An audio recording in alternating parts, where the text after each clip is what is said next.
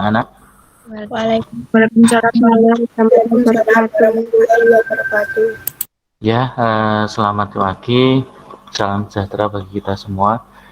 Alhamdulillah hari ini kita bisa ketemu lagi melalui pembelajaran daring untuk mata pelajaran anatomi fisiologi, subbab tentang frekuensi pernapasan dan gangguan pernapasan.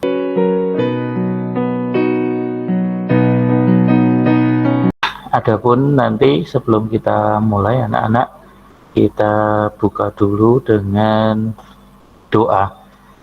Untuk berdoa, silahkan untuk Mbak Lola dipimpin teman-temannya berdoa. Mari semuanya sebelum melaksanakan pelajarannya, mari kita berdoa terlebih dahulu menurut agama dan kepercayaan masing-masing. Berdoa mulai. Berdoa selesai. Ya, terima kasih Mbak Lola. Nah, selanjutnya Pak Gale akan melakukan absensi untuk anak-anakku hari ini. Kita mulai untuk absensi. Yang pertama Adinda Putri ada? Hadir, Pak. Hadir, terima kasih. Aisyah Nur Alifah? Hadir, Pak. Hadir. Alofi Rizky? Hadir, Pak. Gimana kabarnya anak-anak? Sehat semua? Alhamdulillah. Pak. Alhamdulillah sehat. Kita perlu bersyukur atas nikmat sehat yang diberikan. Siap untuk menerima pelajaran pada siang hari ini anak-anak? Siap, Pak. Siap, Pak. Siap ya. Siap, Pak. Oke, gambarannya kita membahas tentang frekuensi pernapasan dan beberapa hal yang tentang gangguan pernapasan anak-anak. Gitu. Kemudian sebentar saya carikan materi untuk ini gambarannya untuk KD hari ini masih sama dengan yang kemarin, menerapkan pemeriksaan anatomi fisiologi sistem pernapasan. Kemudian untuk KD keterampilannya melakukan pemeriksaan sistem pernapasan. Untuk indikator pencapaiannya nanti harapannya untuk yang keterampilan anak-anak dapat melakukan pengukuran frekuensi pernapasan gitu. Kemudian untuk tujuan pembelajaran anak-anak ini ada pengetahuan dan keterampilan. Untuk pengetahuan ada 3. Yang pertama mampu mengklasifikasikan frekuensi pernapasan. Kemudian yang kedua membandingkan jenis-jenis frekuensi pernapasan pada manusia dengan benar. Kemudian menganalisis gangguan penyakit pada sistem pernapasan manusia. Sedangkan untuk keterampilannya mampu melakukan pengukuran frekuensi pernapasan. Oke, ada beberapa penilaian yang harus Bapak sampaikan. Untuk subbab hari ini, penilaian yang Bapak sampaikan yang pertama nanti ada penilaian tes tulis. Nanti untuk keterampilan nanti di akhir pembelajaran saya minta salah satu 2 anak untuk mempraktekkan pengukuran frekuensi pernapasan. Dan tentunya anak-anak juga tahu kalau anak-anak pernah berolahraga, lari atau apapun ya, anak-anak pernah? Pernah, Pak. Oke. Pernah, Pak. Ya. Dengan berolahraga itu, setelah berolahraga atau ketika berolahraga mesti anak-anak napasnya menjadi terengah-engah ya. Betul, Pak. Iya, Pak. Iya. Nah, ini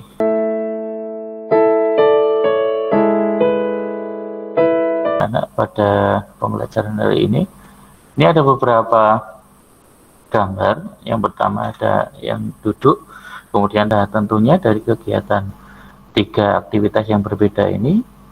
Menurut Anda, anak-anak ini kira-kira frekuensi pernapasannya berbeda nggak, Pak? Berbeda, Pak. Oke, berbeda. Selanjutnya saya akan menayangkan untuk kegiatan stimulus ya, silahkan diperhatikan.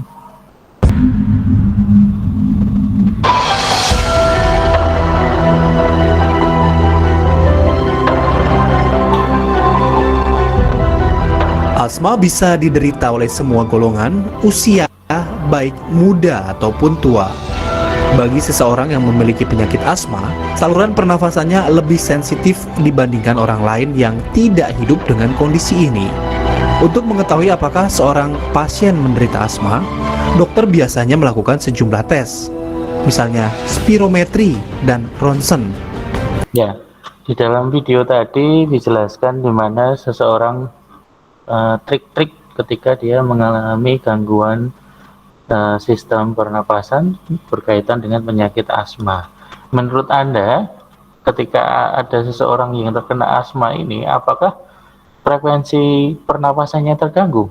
Terganggu, Pak. Iya. Iya, Pak. Kemudian, apakah aktivitas seseorang yang berbeda-beda itu juga mempengaruhi frekuensi pernapasan anak-anak? Pengaruhi, Pak. Harapan Bapak kalian ini bisa gali nanti ketika kita masuk ke proses pengumpulan data pembelajaran. Nah, sedikit Pak Galih akan memberikan gambaran tentang proses pada pengumpulan data tentang frekuensi pernapasan dan gangguan penyakit pada sistem pernapasan anak-anak. Silahkan disimak lagi. Ya, silahkan disimak. Pernafasan manusia. 2. Membuktikan faktor-faktor yang mempengaruhi frekuensi pernafasan manusia. Pada percobaan kali ini, kita melakukan percobaan untuk posisi, gender, dan aktivitas. Langkah pertama dalam pengamatan ini, siapkan propandus yang akan digunakan.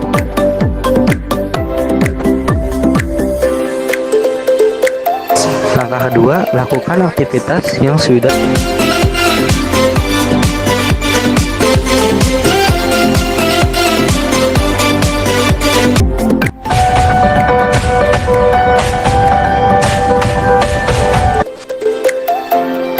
praktikum, dan ini kesimpulan dari kami.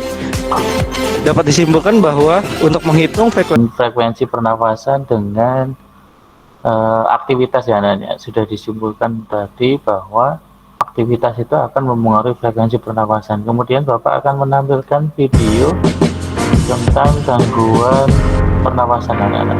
Pernapasan bagian atas, yaitu meliputi ISPA atau infeksi saluran pernapasan atas, merupakan penyakit yang diakibatkan adanya infeksi virus, bakteri, atau jamur pada sistem pernapasan bagian atas. Kanker paru-paru. Kanker paru-paru terjadi karena pertumbuhan sel.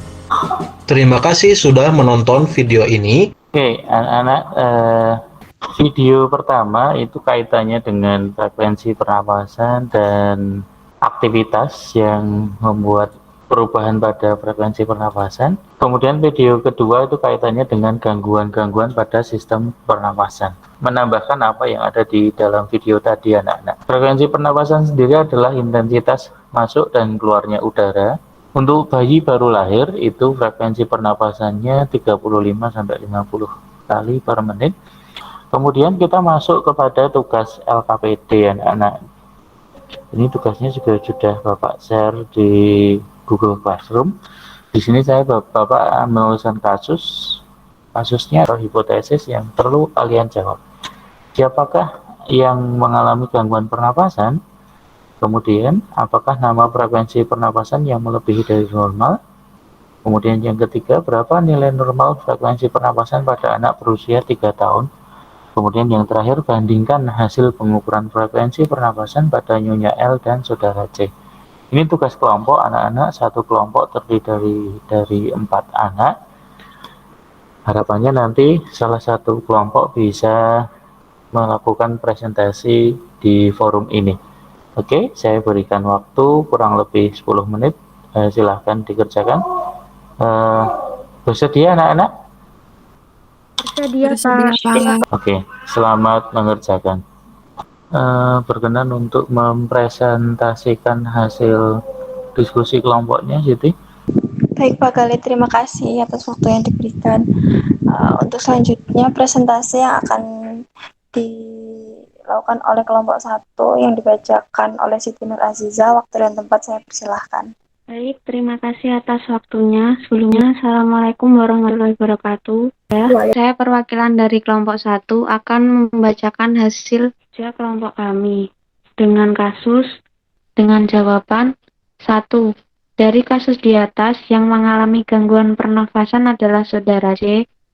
Terima kasih untuk presentasinya dari Siti Nur Azizah, dan mungkin nanti akan ada pertanyaan, tapi sebelumnya kita akan lanjutkan untuk presentasi untuk kelompok yang kedua yang akan dibacakan oleh Adinda. Terima kasih atas waktunya. Sebelumnya, perkenalkan nama saya Adinda Putri Maharani. Assalamualaikum warahmatullahi wabarakatuh. Waalaikumsalam. Waalaikumsalam. Saya akan membacakan kasus pada pertanyaannya, siapakah yang mengalami gangguan pernapasan? Baik, terima kasih atas presentasi yang disampaikan oleh Adinda Putri. Dan apakah dari sini ada pertanyaan? Saya izin bertanya, apakah penyakit TBC bisa bertahun-tahun diidap seseorang? Silakan Aisyah untuk menjawab pertanyaan dari Asri. Perkenalkan, nama saya Aisyah, ingin menjawab pertanyaan dari Asri. Jawabnya bisa karena TBC bila tidak diobati akan menjadi penyakit kronis. Sekian jawaban dari saya, terima kasih. Waktu dan tempat saya kembalikan kepada Pak Galih. Terima kasih. Ya, baik. Terima kasih anak-anakku. Mari kita tarik sebuah kesimpulan singkat mengenai gangguan pernapasan dan frekuensi pernapasan, baik dari video yang sudah kita lihat bersama maupun dari materi sedikit yang saya sampaikan. Ada yang berkenan untuk menyampaikan sebuah kesimpulan, anak-anak? Kita tarik kesimpulan bersama ya, anak-anak. Nanti dari pembelajaran siang hari ini ada beberapa kesimpulan yang harus kita tarik, anak-anak. Yang pertama adalah aktivitas seseorang akan mempengaruhi frekuensi pernafasan, terbukti dari percobaan pada video yang pertama. Kemudian yang kedua, frekuensi pernapasan itu yang abnormal ada dua, yaitu bradypneu dan tachypneu. Yang ketiga adalah ada beberapa gangguan pernapasan, baik yang menyerang saluran pernapasan bagian atas ataupun saluran pernapasan bagian bawah. Tadi yang keempat adalah gangguan pernapasan akan mempengaruhi frekuensi pernapasan. Ini buktinya tadi dari seperti itu, anak-anak. Kesimpulan dari Bapak nanti alhamdulillah kita sudah bisa lewati dengan baik. Dan tadi dari beberapa video yang Bapak sampaikan tadi nampaknya anak-anak begitu antusias untuk memperhatikan video, sehingga dalam menjawab LKPD tadi anak-anak juga sudah bagus, sudah benar.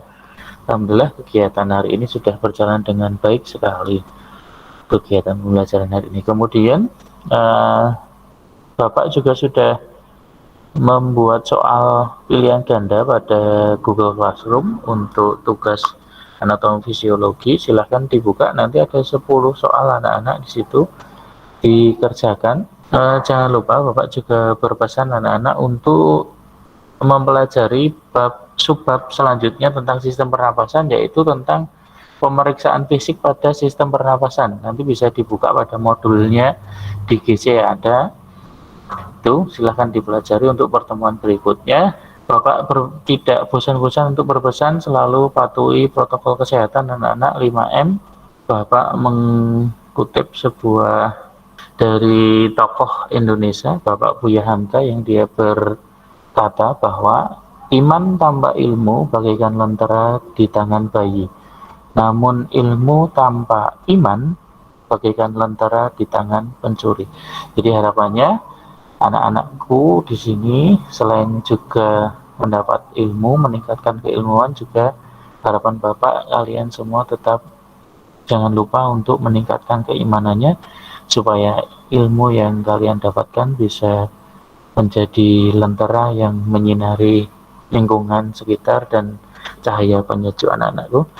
Kita tutup pertemuan pada siang hari ini dengan berdoa. Bapak minta tolong Mbak Lola untuk dipimpin berdoa. Baik Pak. Baiklah teman-teman, kita sudah di akhir pelajaran. Semoga ilmu yang kita dapatkan hari ini bermanfaat. Doa mulai. Ya, terima kasih Mbak Lola, terima kasih semua anak-anakku. Baik, Pak. Baik, Pak. Assalamualaikum warahmatullahi Terima wabarakatuh. kasih, Pak. Waalaikumsalam warahmatullahi wabarakatuh.